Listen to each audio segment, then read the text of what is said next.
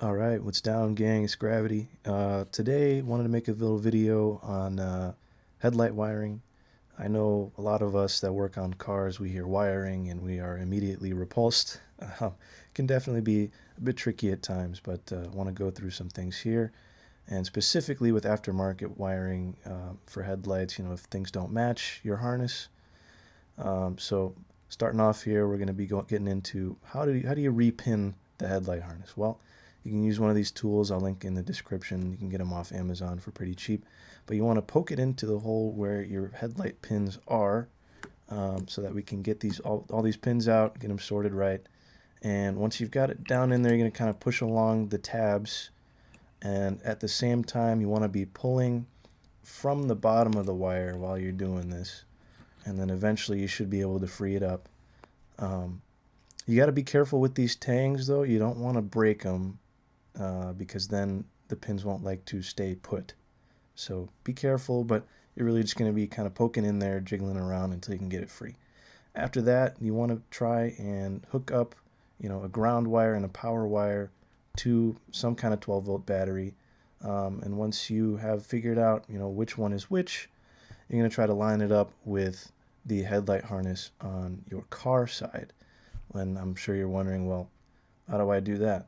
Well, we'll get into that right after this. I'm just kind of showing you, make sure you pull it tight, make sure everything's good. On the car side, you're going to want to go to your, headlight stock, make sure you've got power going to it, and kind of cycle through each of the things. And when you're doing that simultaneously, you're going to want to get a multimeter. If you don't have one, get one, you're going to need it.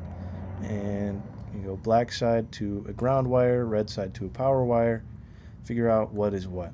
And when you do that, when you get it right, you're going to see the voltage jump. That means it's getting power. And the colored wires here on the bottom for mine are power, black wires are ground. That's kind of the way I was able to figure it out, and I got a labeled diagram. Everyone's car is going to be different, but that's how that part goes. Now, for my headlights, since they're aftermarket, I have to run a fuse tap to the inside. So if you are new to that, and doing that on your own car, maybe you got a Sentra with some aftermarket headlights, this is how you do it. You want to look at your interior fuse box. It should give you a couple that are labeled with IGN or ignition. Those are the fuses that you want to tap into, because that means your headlights will have power when the car is turned on, and otherwise you won't. So what I prefer to use is a solder stick to splice my wires, just because it's a lot easier than dealing with crimp connectors, and I've had some of those fail on me at times. These have never failed on me. You just put one end in one side, the other end in the other, and then you heat it up, and it should work. And then you want to make sure you get your fuses.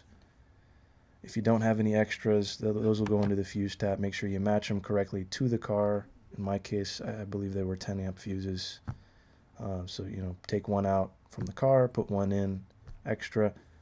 And then I ran my wire through there first before plugging in the fuse tap, just because it's a bit easier. So I got my wire through.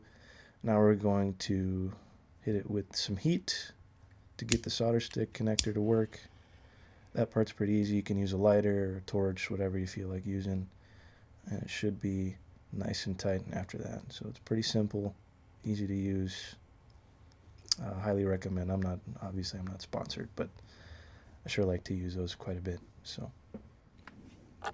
on to the next part.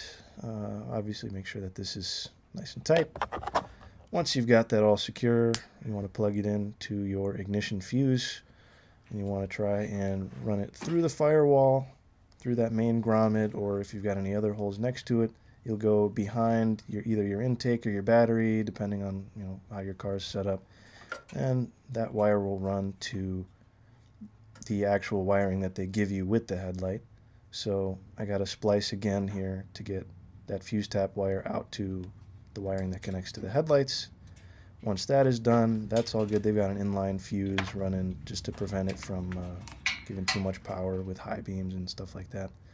And then on mine specifically, you got to connect both headlights to each other.